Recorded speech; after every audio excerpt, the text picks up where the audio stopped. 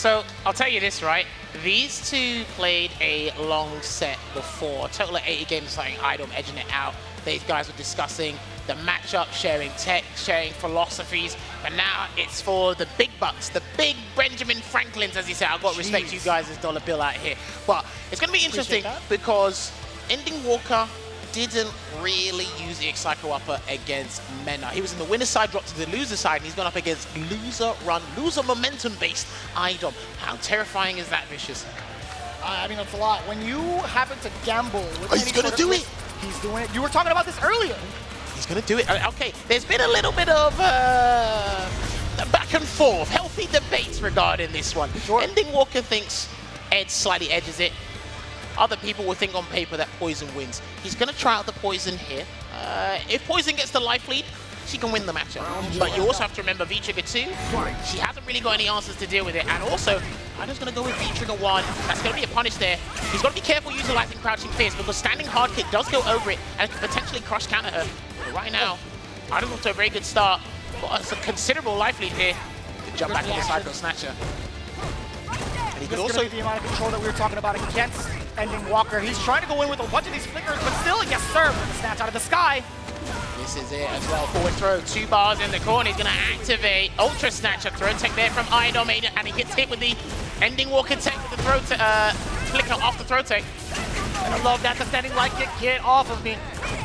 He can heart rate now because he has to activate trigger. He can get another heart rate, get in the gas, but he tried to jump away, EndingWalker.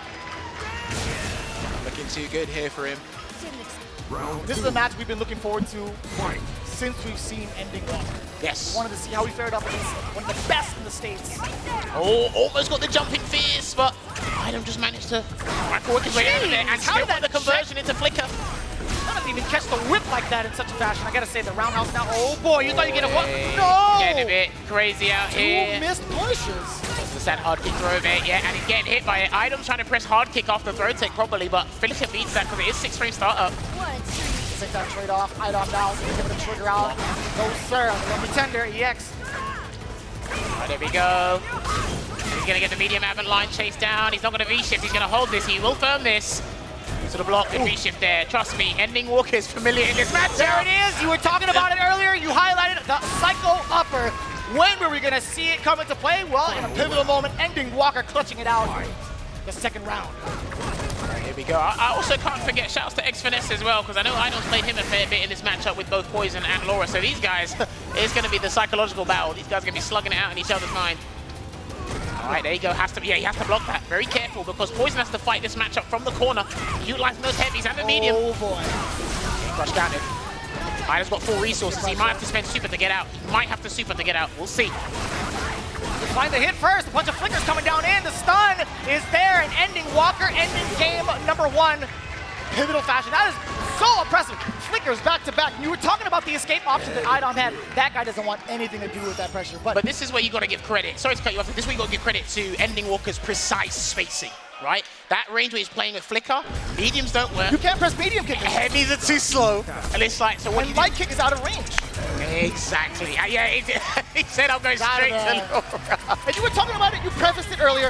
I thought it was going to be a Laura out the gate because of the fact that Ed can close the gap and still suppress Poison's normals so easily, I feel like. It's going to be interesting because in this matchup here, Ed builds meter significantly faster than Laura, so he's going to have access to, EX Psycho Upper, conversion to EX Psycho Knuckle quicker than iDom's going to be able to get EX Undercut to apply his pressure. He's got the Sunset Wheel to help galvanize EndingWalker into making the wrong choice here, but we'll see how really deterred he is by that. There we go, forward throw, let's see. Yeah, thunderclap, he's already scared. What an evasion. Totally fine with EndingWalker, and now the counter poke from the counter medium punch does get a counter hit. The throw is tech, but it's still iDom in this corner. There is a slight interruption, but it's back to the flicker. How many times can you count to 3? Looking real Sesame Street-like. And again, 1, 2, 3 again. Peppering him with the flickers here, and once again, he's still got the boss. He's looking for that conversion, but iDom's going to get it into the Split River follow-up. It's not going to be a command grab when EndingWalker thought that. And iDom trying to make amends and look for that equalizer here. There's just... We thought could have went in EndingWalker's way with the amount of pressure that he's had, already off to a great start. iDom, though, the big rebuttal and the first strike here in round 2. Back throw, here we go. There we go. Well spaced, yeah, and good knowledge check there. He tried to steal some frames there, iDom, but the flicker kept him in place. And the whip punish into EX Psycho Knuckle. Looking strong here for EndingWalker. Gets one throw. Can he build off another one? That's yeah. And still with a side switch. Couldn't get the confirm into Psycho Upper though. It's a big window. Can he activate Spark Show? That's the question. Here it comes. Time. The back throw as well. So, wake up standing like it, EndingWalker. Here we go. Psycho Upper's not coming. It's not coming yet. It might be after this next interaction if he guesses wrong, and then he might have to do it now. He might have to do it now. There it is! There you go, and the Psycho Upper, it granted them the Oki to put him in a position to get that round and take it to a final round in this game 2, Vicious. Talk to me. Take a close note as to when exactly he did that. iDom layered his offense with a standing light kick to catch it early on and bait EndingWalker. That wasn't the case. EndingWalker immediately waited for that. A nice pace and show, and there we go, Psycho Knuckle out of the corner. He's totally fine fighting from the corner the way he does. Flicker yet again, 4-chip damage. The spacing that covers is ridiculous. And there he goes, already in the corner from 2 conversions. And iDom has to make a choice if he's going to V-reversal out or utilize his projectile to gain that ground. I mean, he could do, yeah, he's going to go for the back throw here. Positional advantage. Oh, he might be dead if he's not careful. He has to block it. He has to hold this. All of this. And there it is. No! Ultra Snatch. He's trying to reset. That was a bad choice. He knew it. iDom taking specific notes against EndingWalker. How often have we seen a reset attempt in the previous games? What's interesting is he's been doing that. He caught Mena off guard with that. He caught NL off guard with that. But the thing is, like, you can do a conversion with the Ultra Snatcher, put the mid-screen and still get the momentum from that. So the fact that he's been a bit too audacious, a bit too greedy in those scenarios there is what got him killed and made iDom equalize there. Can we talk about the timing and understanding of when his opponent wants to move? EndingWalker has had so many solid confirms off the low medium kick that led to this exact position, but iDom again, very comfortable with that. Dude. He'll take a couple bits of damage. He's having such a joyous time playing at this level here. He's such an innocent kid. Then you see iDom, as stern face as ever, head tilted at a certain degree, but I gotta say, EndingWalker now, watch out for that throw. No, sir, he's looking for a frame trap. Quite, that's dead. That will be dead. Psycho Upper closing it out from that combo. Again, anyone trapped in the corner, you are another victim on EndingWalker's list. He's got the meter deficit though, but iDom really has to force something to happen. He might have to do EX Thunderclap or something. There it is. Oh, sad face. That's got an awkward hurt box, by the way. We use that as a footsie. Yeah. Yeah, they already. He's trying to fish for it. iDom, he was ready for a whip punish just in case. That was ambiguous, but good block on the reset there. Back throw again. He's got the 2 bars and he's edging iDom close to the corner. Right, if you get out of there, you need a V-reversal, mate. I don't think he's going to let you out of there earnestly. Oh, on the other side, he still gets the side switch regardless. An immediate tech. Psycho Upper, EX, past the Thunderclap. Another break from iDom, low forward. Is he going to go for the side switch? He gets it. Off of the EX elbow. He's going to wait for Ultra Snatcher. He's got a choice to make it. EndingWalker, can he get a low? Or is he just going to wait? He's going to get stunned instead. Building as much meter as possible as you have to. iDom now going into it. Yes, he probably thought that bolt charge with a dash. That's probably why he did a delayed jab into Flicker, because he's looking for a clean activation. He doesn't want to make it too risky and give up that one time freeze guess. Really wants to get that there, but if he can get one conversion into Flicker, he can do a couple of throws. They're so clean and so consistent. The big interruption from iDom, side switch, sunset wheel. It's one. Still waiting. There's a back throw. Covered the ground as well. And again, EndingWalker's mental stat game is fantastic. His dashes are pretty much successful most of the time. And down below yet again, iDom still stern with the defense. Crouch blocking, but this sets him up for a lot of pressure. Forward throw. What comes after? Crouching. Keep it framed high, and an interruption with the EX Bolt Charge because the armor. Here comes Spark Show, and EndingWalker. Oh my god! Here it comes. Activate for the party. Forward throw. Surprise. Command grab, Thunderclap, EX Psycho Upper. Should be the round. That will be the round. That's going to be it. He's got CA as well. Plays it safe, closes it out. Takes the advantage here in the set. 2-1. Capcom Cup 2019 champion trying to get rid of the young prodigy here in his first ever Capcom Cup. You can hear that. I know he can hear that through that headset. That's so intimidating. I know he can hear that. I don't ever want to be in that position, to be quite honest with you, because that is so intimidating. When EndingWalker, nerves of steel. Can iDom make that loser's run he did at EVO 2022? I wonder. He's getting closer to it. It's becoming more of a reality here. Sunset wheel again. He's been taking those, he's been handling the sunset wheels well. He's been taking the damage. Hasn't really been trying to overexert. We have V-skill too. Yeah, he does. The Psycho Swing gives him those extensions. It won't really punch through the Thunderclap. But iDom really spaced as well. Very accurate with spacing. Oh, I thought a sunset wheel was coming. Oh, and that's going to be an activation. Fine. He had to do that. All right, there you go. Ultra Snatch of the air version. Here comes the guard break.